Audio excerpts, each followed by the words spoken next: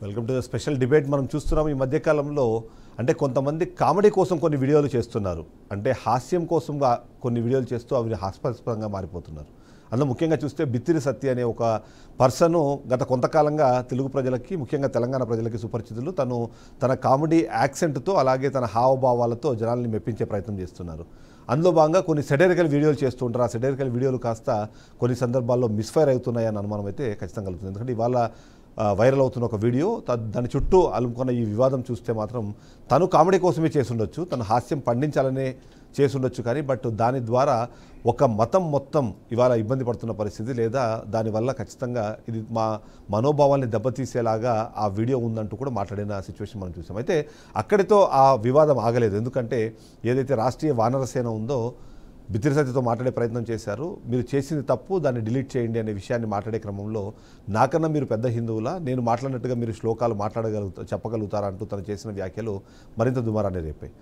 అంటే ఇక్కడ ఒక కీలకమైన ప్రశ్న ఏమొస్తుందంటే, నిజంగానే శ్లోకాలు పాడగలిగే వాళ్ళు మాత్రమే హిందువులా, లేకపోతే ఆ శ్లోకాలను మీరు హాస్యాస్పదం చేసుకుంటూ చేస్తే వాళ్ళని హిందూ వ్యతిరేకలుగా ముద్ర వేయాల్సిన అవసరం ఉందన్నది ఒక చర్చ అయితే ప్రారంభమైంది. ఈ సందర్భంలో అసలు ఏంటి మనోభావాలకు సంబంధించి అతను చేసిన తప్పేంటి, ఎందుకు హిందువులు అంతగా దాన్ని సీరియస్గా తీసుకోవాల్సిన అవసరం వచ్చిందన్న విషయంపై ఇవాళ మనం చర్చ చేపట్టే మనతో పాటు శివశక్తి నుంచి కళ్యాణ్ కుమార్ గారు మనతో ఇప్పటికే జాయిన్ అయ్యారు. మరి కాసేపట్లో ఈ మొత్తం వివాదానికి ఎవరైతే ఉన్నారో దానికి సంబంధించి రాష్ట్రీయ వానరసేన అధ్యక్షులు రామిరెడ్డి గారు మరి కాసేపట్లో మనతో లైవ్ జాయిన్ అవుతారు.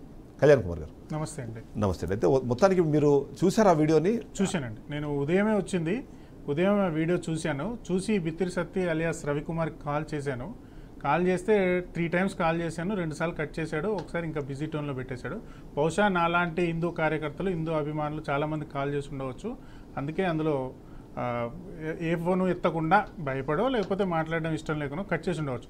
కానీ అతను చేసినటువంటి పని ఏదైతే ఉందో, వెటకారంగా చేసినటువంటి పని ఏదైతే ఉందో అది ఖచ్చితంగా తప్పు. దాన్ని ఆయన ఒప్పుకొని దానికి క్షమాపణ చెప్పి ఆ వీడియోని డిలీట్ చేస్తేనే అతనికి గౌరవం నిలబడుతుంది, భవిష్యత్తులో అతను ముందుకు పోవడానికి ఉపయోగం ఉంటుందని. నేను పెద్ద హిందువుని, నేను పెద్ద శ్లోకాలు చెప్తాను, నాకు కొన్ని మంత్రాలు వచ్చు, నేను రామాయణం చదివాను, మహాభారతం చదివాను అంటే ఎంత జ్ఞానం ఉన్నా, ఎన్ని చదివినా నువ్వు నమ్మినటువంటి దాన్నే నువ్వు అవహేళన చేసే విధంగా ప్రవర్తించడం అనేది తప్పు. సొంత తల్లిదండ్రులను కూడా అవమానించకూడదు కదా, గౌరవించమనే కదా మన ధర్మం చెప్పింది.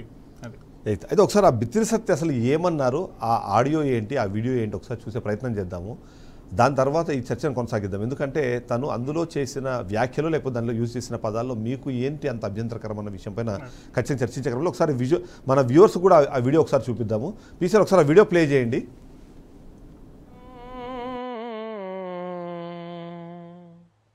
ఇది ఎవరిని ఉద్దేశించినదో, ఎవరి మనోభావములు దెబ్బతీచుటకో కాదు. స్వార్థము, కుట్రలు, ఓర్వలేనితనము, ఎవరిని సైసకుండుట చూసి ఇంకో దోస్తుకు చెప్పే బిల్లుగీత. స్వార్థం త్వవాం స్వప్రయోజనం ధనం మూలమిధం గుంపు. ఎట్లయితే తెప్పలుగా చెరువు నిండిన కప్పలు 10,000 చేరును, అట్లే ధనం ఉన్నవాని ఎంట దోస్తులు గుంపులు గుంపులుగా తిరుగును. అట్టి విషయమును గూర్చి దుఃఖపడి వాన్ని వీన్ని తిట్టుట తగదు.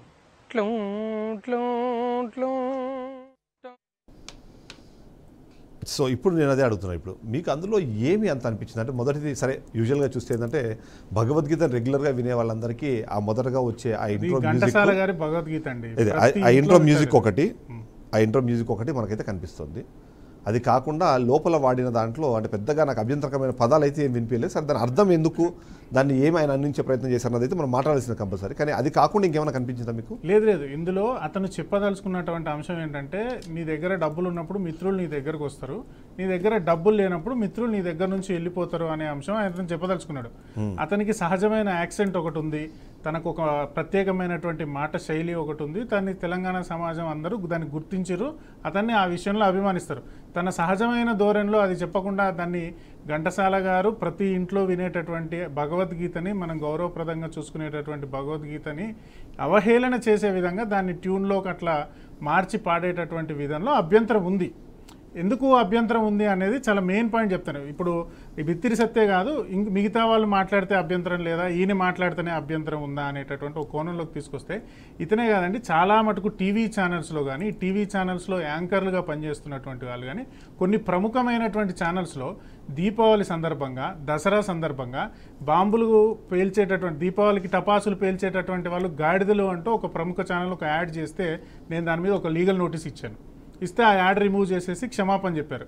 అలాగే దీపావళి సందర్భంగా ఒక చిన్న కుక్క పిల్లను పెట్టి ఆ పిల్ల బాంబులకు భయపడుతుంది, సో మీరు ఆ కుక్క పిల్లకు ప్రాణులను రక్షించండి అంటూ మెసేజ్లు ఇస్తూ హిందువుల్ని అవహేళన చేసే విధంగా కొన్ని యాడ్లు తీస్తున్నారు. ఇంకా కొన్ని ఛానల్స్లో కూడా ఈ విధంగా, అంటే ఈ యాంకర్ పార్ట్స్లుగా తీసుకునేటటువంటి వాళ్ళు కానీ, ఇట్లా ఫేమస్ అవ్వాలనుకునేటటువంటి వాళ్ళు కానీ, వీళ్ళు కొంత హిందుత్వాన్ని అవహేళన చేసే విధంగా, హిందూ గ్రంథాలని, శ్లోకాలని, మంత్రాలని అవహేళన చేసే విధంగా ప్రవర్తించడం తప్పు.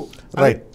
అయితే మీరు అన్నట్టుగా అంటే సరే, ఇప్పుడు ప్రస్తుతానికి బిత్తిరి సత్య ఇష్యూని కొద్దిసేపు మనం మాట్లాడుకున్న తర్వాత నిజంగానే సమాజంలో ఏం జరుగుతుంది, హిందుత్వం మీద ఎలాంటి దాడి జరుగుతుంది పైన డిస్కస్ చేద్దాం. ఇప్పుడు దాంట్లో ఏంటంటే మేబీ అతను యూజ్ చేసిన పద్ధతి తప్ప ఉండొచ్చు, కానీ అందులో యూజ్ చేసిన ఏవైతే పదాలు ఉన్నాయో అవి నిజంగా చెప్పాలంటే పదాలు మంచి మాట ఏదో చెప్పే ప్రయత్నం, సుభాషితాల కిందకే వస్తుంది. అది కూడా మంచి మాట అతను చెప్పింది, అతను మాట్లాడినటువంటి విధానం తప్పనట్లేదు. అందుకే అతను కూడా మేమేం తిట్టట్లేదు కదా, అతని మీద దాడి చేయాలనట్లేదు, అట్లా అనట్లేదు. ఇట్లా నువ్వు అలా వ్యవహరించడం తప్పు, నువ్వు అట్లా దాన్ని ట్యూన్స్ని వ్యంగ్యంగా అవహేళన చేసే విధంగా చేయడం తప్పు. అది తీసేయమనే కదా కోరింది. నా ఇష్టం, నాకు ఎక్కువ తెలుసు అంటే అది అహంకారం కిందకి వస్తుంది, అది తప్పు అంటున్నాం. అయితే ఇక్కడ ఏమంటే సుభాషితాలని జనాల్లో తీసుకెళ్లే క్రమంలో మేబీ అది ఆ ప్రయత్నం అయితే అది కాదు, నేను కూడా యాక్సెప్ట్ చేస్తాను. కానీ అలాంటి ప్రయత్నం జరిగి నిజంగానే ఇవాళ రేపు మనము గతంలో చూస్తే కూడా చాలా అంటే మాటల కన్నా పాటలు ప్రజల్లోకి తొందరగా వెళ్తాయి. అలాంటిది ఎవరో ఒక సెలబ్రిటీనో లేకపోతే ఎవరైనా ఇట్లా ఇన్ఫ్లుయెన్సర్స్ చేస్తే మరి కాస్త తొందరగా వెళ్ళే అవకాశం ఉంది. మేబీ అలాంటి ప్రయత్నం ఇది అని అనుకోవచ్చు కదా. భగవద్గీతలో ఉన్న ఒక మ్యూజిక్ని బేస్ చేసుకొని మొత్తం ఒక వివాదాన్ని క్రియేట్ చేసుకొని తద్వారా జనాల్లోకి దీన్ని తీసుకెళ్లే క్రమంలో అలాంటి ప్రయత్నం చేసే వేరే వాళ్ళు కూడా వెనక్కి వెళ్ళిపోయే అవకాశం లేదంటారా? వేరే వాళ్ళు వెనక్కి ఎందుకు వెళ్తారండి? అట్లా ఏం లేదు. ఈయన ప్రయోగం చేసేటప్పుడు అవహేళన చేసే విధంగా ఉండకూడదు అని మనం రిక్వెస్ట్ చేసాం. అతన్ని ఏం బెదిరించలేదు, అతన్ని ఎవరు తిట్టలేదు కదా. మన రామరెడ్డి అన్న వాళ్ళ తరపున కూడా వాళ్ళు ఏం అనలేదు కదా, బ్రదర్ ఇలాంటివి చెయ్యకు, ఇది తీసేసే, నువ్వు ఏదైనా మంచిగా చెప్పేదంటే నీకు అంటూ ఒక ఓన్ స్లాంగ్ ఉంది కదా, నీకు అంటూ ఓన్ స్ట్రక్చర్ ఒకటి ఉంది కదా. దాని తరపున ఈ ఛానల్ తరపున కూడా నేను బిత్తిరి సత్యకి రిక్వెస్ట్ చేసేది ఏంటంటే, మీరు చెప్పేటటువంటిది సమాజంలో ఎంతోమంది వింటారు, మీరు అందరికీ తెలంగాణ ప్రజలందరికీ తెలిసినటువంటి వ్యక్తే. కానీ ఇట్లా ఒక హిందూ సాంప్రదాయంలో ఉత్కృష్టమైనటువంటి గ్రంథము, ప్రతి ఇంట్లో ఉండాల్సినటువంటి గ్రంథము భగవద్గీత, ప్రతి ఇంట్లో వినేటటువంటి గ్రంథం భగవద్గీత, ఘంటసాల గారిది అందరికీ తెలుసు. దాన్ని మీరు అవహేళన చేసే విధంగా వ్యవహరించడం, మీలాంటి వాళ్ళు చేస్తున్నటువంటి దాన్ని ఎదుర్కోవాలి. ఇతన్ని కనుక చలేవని వదిలేస్తే ఇతనిలాగా ఇంకో 10 మంది తయారవుతారు. రేపొద్దున రామాయణాన్ని అంటారు, రేపొద్దున భారతాన్ని అంటారు, ఇంకోటి అంటారు. ఇప్పుడు యేసుక్రీస్తు సహస్రనామాలు పుట్టుకొచ్చినాయి, యేసుక్రీస్తుకు సంబంధించినటువంటి సుప్రభాతం పుట్టుకొచ్చింది. ఎక్కడి నుంచి పుట్టుకొచ్చింది? ఇట్లాంటి వాటిని అడ్డుకోకపోవడం వల్లనే ఎవడికి వాడు సహస్రనామాలు సుప్రభాతాలు రాసుకొని పాటలు పాడుకొని హిందూ ధర్మాన్ని అవహేళన చేస్తున్నారు. కానీ ఇప్పుడు ఒకవేళ నిజంగా మీరు అన్నట్టుగా అదని కూడా దాన్ని గ్రేట్గా ఫీల్ అవ్వచ్చు కదా. ఇతర మతాలు కూడా ఈ మతంలో గొప్పతనాన్ని ఇంకో దాన్నో తీసుకొని అటువైపు దాన్ని అన్వయించే ప్రయత్నం చేస్తున్నారు. అది గ్రేట్ కాదండి, దాన్ని కబ్జా చేయడం అంటారు. నీ దగ్గర చెప్పుకోవడానికి ఏమి లేక ఇంకో దాన్ని నువ్వు దాని మీదకి తీసుకొస్తున్నావు అని కబ్జా చేయడం అంటారు తప్ప గ్రేట్ అని అన్నారు. రైట్. సో మొత్తానికి అయితే మీరు అన్నట్టుగా ఒకవేళ నిజంగానే హిందుత్వం మీద దాడి జరుగుతుంది, లేదంటే హిందూ మతం మీద, ఆచారాల మీద, సంప్రదాయాల మీద ఖచ్చితంగా జరుగుతుందండి. ఇప్పటి నుంచి కాదు, సినిమాలు ఎప్పుడైతే మొదలైనాయో అప్పటి నుంచే జరుగుతుంది. ఎన్టీఆర్ సినిమాల దగ్గర నుంచి జరుగుతూనే ఉంది. రామాయణాన్ని వక్రీకరించి సినిమాలు తీశారు, భారతాన్ని వక్రీకరించి సినిమాలు తీశారు, కృష్ణార్జున యుద్ధము, తర్వాత భక్త రాముడికి ఆంజనేయుడికి యుద్ధం జరిగినట్టుగా ఒక సినిమా. ఇవన్నీ వక్రీకరణలే. అదే అన్న వక్రీకరణలు మీరు అన్న పాయింట్ కరెక్ట్. బట్ తద్వారా ఎంతో కొంత అంటే వాటిని ప్రమోట్ చేసే ప్రయత్నం కూడా సినిమా చేసింది అనే విషయంగా కూడా మాట్లాడుతుంటారు. ఎందుకంటే మీరు అంటున్నట్టుగా ఇవాళ నిజంగానే రాముడు ఎలా ఉంటారు లేదా కృష్ణుడు ఎలా ఉంటారు అనే దానికన్నా దానికి ఒక రూపాన్ని ఆపాదించడంలో కానివ్వండి, లేకపోతే దాన్ని తీసుకురావడంలో ఖచ్చితంగా ఆ సినిమా అన్నది ఎంతో కొంత పనిచేసిందన్న మాట కూడా వినిపిస్తుంది. దాన్ని ఏం లేదని కొన్ని వేల సంవత్సరాల నుంచి రాముడు ఎలా ఉంటాడో, కృష్ణుడు ఎలా ఉంటాడో మన పూర్వీకులకు తెలుసు కాబట్టి వాళ్ళు దేవాలయాలలో శిల్పాలు చెక్కి పూజలు చేసేవాళ్ళు. ప్రతి దేవాలయాల మీద శిల్పాలు ఉండేవి, చిత్రకళలు ఉండేవి, అన్నీ ఉండేవి. సినిమా ఇప్పుడు ఏదైనా మంచి చెప్పాలంటే దాన్ని వక్రీకరించి చెప్పాల్సిన అవసరం లేదు. రామాయణం, మహాభారతం, వాల్మీకి రామాయణం, మహాభారతం, వ్యాస మహాభారతం అనేవి ప్రామాణికాలు. దాన్ని ఆధారంగా తీసుకొని మీరు ఎన్ని చెప్పినా వినడానికి ప్రజలు సిద్ధంగా ఉంటారు, కానీ వక్రీకరించి చెప్పడం అనేది తప్పంటున్నాను. ఎస్, మనతో పాటు రామరెడ్డి గారు రాష్ట్రీయ వానరసేన అధ్యక్షులు జాయిన్ అయ్యారు. రామరెడ్డి గారు, రామిరెడ్డి గారు నమస్కారం. నమస్కారం. ఏంటంటే ఇప్పుడు మనం యాక్చువల్లీ దీనికి సంబంధించి మాట్లాడుతున్నప్పుడు ఇవాళ బిత్తిరి సత్తి పోస్ట్ చేసిన వీడియోలో మీకు అంత అభ్యంతరకరం ఏం కనిపించింది అన్నది మొదటి ప్రశ్న. అది మనం న్యాయస్థానాల్లో కూడా దేని మీద ప్రమాణం చేపిస్తారండి? భగవద్గీత మీద. ఎందుకు అంటే అది విశ్వాసానికి అబద్ధం చెప్పమని. అయిన తర్వాత ఆయన చేసేది చెప్పుకోవచ్చు, వేరే మస్తు ఉన్నాయి శ్లోకాలు చదవాలను. భగవద్గీతను శ్లోకాలు చదువుకుంటా దాన్ని అపహాస్యం చేసుకుంటా. ఇంతకుముందు కూడా వీరు చేసారు, కృష్ణుని వేషం వేసుకొని వెన్న దొంగను దాంతో కొట్టాలి దీంతో కొట్టాలి అనే వీడియో కూడా ఇచ్చారు. అంటే వీళ్ళకి ఈ మతం తప్ప వేరే మతం వాళ్ళని ఎవరినన్నా ఒక్క మాట అనమనండి. ఇక్కడ కూడా నేను ఇంకొకటి కూడా చెప్తా. మన దగ్గర చూస్తే ఇప్పుడు కొందరు హిందువులలో సాధువులు ఉంటారు, కొంతమంది మంచోళ్ళే ఉన్నారు, చెడ్డోళ్ళు ఉన్నారు. చెడ్డోళ్ళది కొంతమంది తీసుకొచ్చి చేస్తుంటారు. మిగతా మతాలు లేరా? వాళ్ళని ఆ విధంగా చేస్తారా? చేయలేరు. ఎందుకంటే హిందూ మతం మనం అంటున్నాం అలాంటి చేయడం హిందూ మతం తప్పు. ఎవరైనా హిందూ సాధువుకుండి తప్పుడు పనులు చేస్తే దాన్ని వ్యతిరేకించాలి, కానీ వేరే మతాలలో చేస్తే మాత్రం వాళ్ళని ఎవరిని ముట్టుకోరు. మనం చూస్తుంటాం టీవీలల్లో, ఇట్లా అన్నదాడు ఉఫ్ అన్నదాడు పడిపోతుంటాడు, ఆయన ఇట్లా ఇదన్నదాడువే మొత్తం లోపల ఏదైతే క్యాన్సర్ ఉందో అది కూడా మాయమవుతుంటుంది. మళ్ళీ వాళ్ళందరూ ఎవరైతే ఉన్నారో వాళ్ళ పెద్దలు వాళ్ళకి ఏమన్నా అయితే హాస్పిటల్ తీసుకుపోతారు. కానీ ఈ హిందూ మతం వాళ్ళు వచ్చారో కల్లా ఎవడన్నా ఇట్లాంటి తప్పులు చేసి కొంతమంది చేస్తుంటారు. చెట్టు ఇది పెట్టి ఆకురసాలు అవి కొంతవరకు వాళ్ళ తాతల నాటి నుంచి వచ్చిందంటే కొంతమంది చేస్తుంటారు. కానీ ఏదైతే ఉందో ఇది ఎవరు ఏమన్నారు, ఈ మతాన్ని ఎవరు పట్టించుకోరు. ఎందుకంటే ఇది శాంతి మతం. ఈ మతం వల్ల ఎవరి పాపన వాడిపోతాడు, ఎందుకు మనం ఎందుకు అయిన తర్వాత ఈ మంచితనాన్ని చాతగానితనం కిందికి అయిపోతుంది. రోజు రోజుకు ఇలాంటి వాళ్ళు, ఒక ఆయన వెంకటేశ్వర స్వామి అంటాడు, ఒక ఆయన మనం చూసిన ఇంతకుముందు కత్తి మహేష్ అని ఉంటే ఆయన మీకు విశ్వాసం లేకపోతే వదిలేయండి. వేరే మతాలలో ఇప్పుడు బిత్తిరి సత్తి కూడా అదే అంటున్నారు. ఇప్పుడు ఒకవేళ సరే నేను ఒక వీడియో చేశాను, ఆ వీడియోలో సరే అభ్యంతరకరం అన్నది మీరు ఏదో పదం వాడారు, నేను మీకు నచ్చలేదు అనుకోండి, మీరు నా వీడియో చూడకండి, తప్పండి వీడియో చూడకండి అనే మాట తప్పు. పబ్లిక్ లో వదిలిన తర్వాత వాళ్ళు ఈపులు వాళ్ళు కొడతారు, వాళ్ళ మతాల తోలుకోరు. ఎందుకు వదిలేస్తాం? మా మనోభావాలు దెబ్బతిన్నాయి. మేము పవిత్రంగా భావించే భగవద్గీతను నువ్వు అవమానపరిస్తే మేము వదిలేయాలనా? అందుకోసం ఇప్పుడు కూడా అదే అంటున్నా, ఆ మ్యూజిక్ తప్ప దాంట్లో ఏం పెద్ద అభ్యంతరకర పదాలు లేవు, లేకపోతే అశ్లీలత లేదు. అక్కడ చెప్పింది సుభాషితాలే కానీ మ్యూజిక్ ఒకటి వాడారు.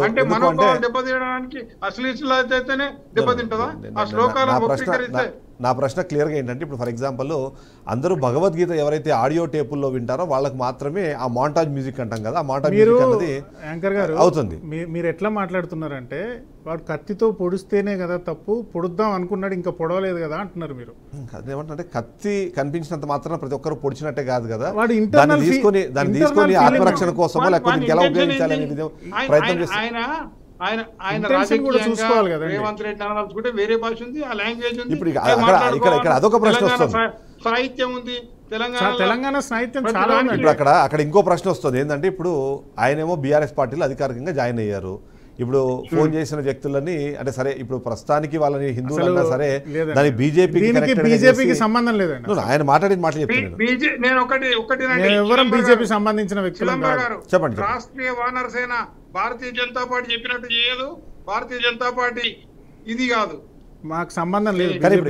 అక్కడ ఇప్పుడు బీఆర్ఎస్ నుంచి కొద్దిమంది వెళ్ళి కాంగ్రెస్ పార్టీ అసలు పార్టీలకు సంబంధించిందే కాదండి. కానీ ఆయన చెప్పిన సుభాషితాలు సంబంధించింది. ఆయన చెప్పిన సుభాషితాలు రామిరెడ్డి గారు ఆయన సుభాషితం ఏదైతే చెప్పారో ఆయన చెప్పింది కాంగ్రెస్ పార్టీలో చేరుతున్న బీఆర్ఎస్ నాయకులను ఉద్దేశించి ఆయన వీడియో పెట్టారు. అది అర్థమవుతుంది. భగవద్గీత ఎందుకండి ఆయన స్లాంగ్ చెప్పుకోవచ్చు, వేరే విధంగా చెప్పుకోవచ్చు, కానీ దానికి ఇంకొకరిని హేళన చేయాల్సిన అవసరం లేదు కదా. దీన్ని ఎవరు టార్గెట్ చేయట్లేదండి. ఆయనను సింపుల్గా అడిగారు, క్షమాపణ చెప్పి తీసేయండి బ్రదర్, ఎందుకు మీకు ఇట్లా వ్యంగ్యంగా కానీ అవహేళన చేసే విధంగా పెట్టచ్చు. దానికి ఆయన అహంకారంగా సమాధానం చెప్పడం అయితే తప్పు. బిత్తిరి సత్తి కనుక వీడియో చూస్తే ఆయన కూడా రిక్వెస్ట్ చేస్తున్నా, ఇట్లా చేయడం తప్పు బ్రదర్, నువ్వు కూడా ఒక హిందువే, నువ్వు వేరేటోడు అయితే ఇంకా గట్టిగా స్పందించేటోళ్ళం, దయచేసి క్షమాపణ చెప్పేసి ఆ వీడియో తీసే. ఇక్కడ వచ్చే మరొక కీలకమైన ప్రశ్న కైండ్ ఇన్ఫర్మేషన్ ఇంతకుముందే నిన్న పోలీస్ స్టేషన్ కంప్లైంట్ ఇచ్చినప్పుడు ఏసీపీ చేస్తే మీరు నోటీస్ ఇవ్వండి, మీ అంత చూస్తా నేను ఫేస్ చేస్తా అన్నాడు. మేము చేస్తే కూడా మేము ఫస్ట్ గా హిందూగా భావించే ఫోన్ చేసినాం. ఫోన్ చేసి మీరు క్షమాపణ చెప్పండి. ఎవరైతే మనోభావాలు దెబ్బతిన్న వాళ్ళు నీలాంటి వాళ్ళు ఉంటే వాళ్ళకి ఏం అవసరం లేదు. మనోభావాలు దెబ్బతిన్న వాళ్ళకైతే క్షమాపణ చెప్పాలి కదా. తప్పకుండా వచ్చి నాకు పోలీస్ స్టేషన్కి వెళ్ళి ఫోన్ వచ్చింది, సైబర్ క్రైమ్కి వెళ్ళి రేపు 11 o'clock ఏంటండి వారు తీసేసారు, కేసు మూవ్ చేయాలంటే లేదండి, కేసు బుక్ చేయాల్సిందంటే బుక్ చేసినామండి, ఎఫ్ఐఆర్ చేసినాం, మీరు రేపు పొద్దున వచ్చి ఎవిడెన్స్ ఇవ్వాలంటే అయితే కళ్యాణ్ గారు ఇక్కడ వచ్చే ప్రశ్న ఏంటంటే మీరు మాట్లాడుతున్నట్టుగా ఇప్పుడు మనందరం మాట్లాడుతున్నట్టుగా ఏదైతే ఉందో ఒకే మతం మీద రిపీటెడ్గా దాడి జరుగుతోంది, అది ఇతర మతాల నుంచి జరుగుతుంటే అంతకన్నా ఎక్కువ హిందూ మతంలో ఉన్న వాళ్ళే దాడి చేస్తున్నారు. సో అక్కడ ఈ అనైక్యత ఏదైతే ఉందో ఇతర మతాల్లో కనిపించే ఐక్యత ఇక్కడ కనిపించకపోవడానికి కారణము మీకేమైనా అక్కడ కనిపిస్తుందా? ఆ కారణాలు వీళ్ళకి ఏంటంటే ఇప్పుడు హిందుత్వంలో 2 రకాలుగా ఉన్నారండి. హిందుత్వ సిద్ధాంతాలని ఆచరించే వాళ్ళు, అనుసరించేటటువంటి వాళ్ళు ఒక రకంగా ఉన్నారు. మిగతా వాళ్ళు సాధారణ జీవితం గడిపేసేటటువంటి వాళ్ళు తప్ప వీళ్ళకు సంస్కృతి సాంప్రదాయాలు, హిందుత్వము, నా దేశము, నా దైవము అనేటటువంటి భావనలు లేవు. నిజంగా అలాంటి భావనలు ఉన్న వాళ్ళు ఇలాంటి వ్యవహారాలు చేయరు. అది అలా వాళ్ళను కూడా మార్చాలనేటటువంటిదే మా లాంటి ఆర్గనైజేషన్ చేసేటటువంటి ప్రయత్నం. నాస్తిక సమాజం అన్నది ఒకటి క్రియేట్ అయిపోతుంది. వాళ్ళు మాట్లాడే పద్ధతుల్లో వాళ్ళు సైన్స్ తీసుకొని వస్తారు దీంట్లోకి. హిందుత్వం అనే పేరుతో మీరు మూఢనమ్మకాలని ప్రమోట్ చేస్తున్నారు కాబట్టి సైన్స్ తీసుకొచ్చి అందులోంచి బయటికి తీసుకొచ్చే ప్రయత్నం చేస్తున్నారు అన్నమాట. మూఢనమ్మకాలని ఎవరైనా వ్యతిరేకించాలండి. ఒకటి చిదంబర్ గారు, మేము మూఢనమ్మకాలను ఎవరు ఎంటర్టైన్ చేసలేదు. హిందూ సమాజం వల్ల సతీ సహగమనాన్ని రద్దు చేసి అందరు ఒప్పుకున్నారు. ఎందుకంటే అది మూఢనమ్మకం ఇదని. మేము హిందూ సమాజం ఏదైతే చెడు ఉన్నో అన్ని మార్చుకున్నది. కాలంతో పాటు మారినటువంటి సమాజం దగ్గర పోతారా? మీరు చూస్తున్నారు కదా, ఆయిల్ ఇట్లా చల్లితే కింద పడిపోతారు, ఇట్లా నెమలికలతో కొడితే ఇది అవుతుంది. కానీ ఈ మధ్యకాలంలో శివశక్తి అయితే దాదాపు అదే దాని మీద పనిచేస్తుంది. నమ్మనోళ్ళని వచ్చి నమ్మమని చెప్తలేం కదా, మా దేవుణ్ణి నమ్మమని ప్రచారం చేస్తలేం కదా. గుడికి వస్తేనే ప్రసాదం పెడతారు, మైకులు పెట్టి రమ్మని చెప్పాం మేము ఎప్పుడు. కానీ అక్కడే సమస్య ఉందా అన్నది నేను అంటుంది. సమస్య అక్కడే ఉంది. ఎందుకంటే ఇతర మతాలేమో వేరే మతాల మీద దాడి చేసే ప్రయత్నం చేస్తున్నాయి, వాళ్ళని ఆక్రమించుకునే ప్రయత్నం చేస్తున్నాయి. శాంతి అనే పేరుతోనో లేకపోతే మేము పరమత సహనం అనే పేరుతోనో ఆ ప్రయత్నాలు చేయకపోవడాన్ని ఏమన్నా అలసుగా తీసుకుంటున్నారు కాబట్టి మంచితనాన్ని రోజుకు మంచితనాన్ని చేతగాంతనం అనుకుంటున్నారు. సో ఇప్పుడు మీరు మాట్లాడుతున్నట్టుగా నేను నాస్తిక సమాజం గురించి మాట్లాడాను, మూఢనమ్మకాల గురించి మాట్లాడాను. మరొక కీలకమైనది ఏంటంటే భక్తిభావాన్ని జనాల్లోకి తీసుకెళ్లే క్రమంలో కొన్ని అంటే అబ్జర్వేషన్స్ లేకపోతే కొన్ని రకాల పోస్ట్ మనం చూస్తుంటాం. ఒక చర్చ్కో మసీదుకో వెళ్తే అక్కడ అవునన్నా కాదన్నా గత 10 సంవత్సరాల నుంచి కొంత పిల్లలకు కానీ ఉన్నోళ్ళు అంతా కూడా భక్తి భావానికి వస్తున్నారు. ప్రతి ఒక్కరు కూడా కొంత సిస్టమేటిక్ అవుతున్నారు. ప్రభుత్వాలు కూడా ఉండవలసిన ప్రభుత్వాలు కూడా ఏదైతుందో ఇప్పుడు మనం చూసినాం ఆడ ఆఫ్ఘనిస్తాన్ లో 5% రిజర్వేషన్ 30కి 5 చేస్తే బంగ్లాదేశ్ అన్న. అందుకోసం ఇప్పుడు ఈ సమాజం వల్ల కొంతమంది ఉంటారు పాపం, వాళ్ళ రోజు పొద్దున్నే పూజ చేయాలని లేదు, వాళ్ళ కష్టం ఉంటుంది వాళ్ళ దాంట్లో ఉన్నా కానీ పండుగ ఏదైతే వస్తుందో, దీపావళి పండుగ వచ్చినా దసరా పండుగ వచ్చినా ఏదున్నా వాళ్ళు అందరూ పార్టిసిపేట్ అవుతారు, చేసుకుంటారు, ఎవరి స్థాయిలో వాళ్ళు చేసుకుంటారు. కానీ వాళ్ళు కూడా నేను స్పందించినట్టే వాళ్ళు స్పందించాలని కోరుకోవడంలో కూడా తప్పది. ఫైనల్ కన్క్లూజన్ చెప్పండి. ఇప్పుడు 2 విషయాలు ఇక్కడ. ఒకటి, మొదటిదేమో బిత్తిరి సత్తి విషయంలో మీరు ఆల్రెడీ చెప్తూ వస్తున్నారు, క్షమాపణలు చెప్పాలి, అది మనోభావాలు దెబ్బతిన్నా తినకపోయినా కంపల్సరీ చెప్పాల్సిందని ఒకటి చెప్తారు. రెండోది తినకపోయినా కాదండి, దెబ్బ తిన్నాయి ఖచ్చితంగా లేని వాళ్ళకి కూడా మీరు చెప్పాల్సింది, లేని వాళ్ళకి కూడా చెప్పాల్సిందే. 2 సార్లు ఫోన్ చేసిన రైట్. సో అయితే అదే సందర్భంలో ఇప్పుడు ఇలాంటివి రిపీటెడ్గా జరుగుతున్నప్పుడు హిందూ సమాజం నుంచి తీసుకోవాల్సిన చర్యలు ఏముండాలంటారు? హిందూ సమాజాన్ని మేల్కొల్పే క్రమంలో మీరు ఇచ్చే మెసేజ్ ఏంటి రామిరెడ్డి గారు? అండి, హిందూ సమాజం వల్ల నేను కోరుకుంటున్నా ఇలాంటివి ఇప్పుడు ఈయన క్షమాపణ చెప్పకపోతే ఇలాంటి వాళ్ళను హిందూ సమాజం కూడా వెలివేయవలసిన అవసరం ఉంది. హిందూ సమాజం కూడా జాగృతం కావాల్సిన అవసరం ఉంది. ఇది నేను ఒక్క సంవత్సరం ఇంకొక సంవత్సరం కాదు, అందరూ కూడా ఆలోచించాలని నేను క్షమాపణ ఇప్పటికి కూడా తప్పు చేసిన వాళ్ళు వేరే మతాలు శిక్షించాలంటాయి.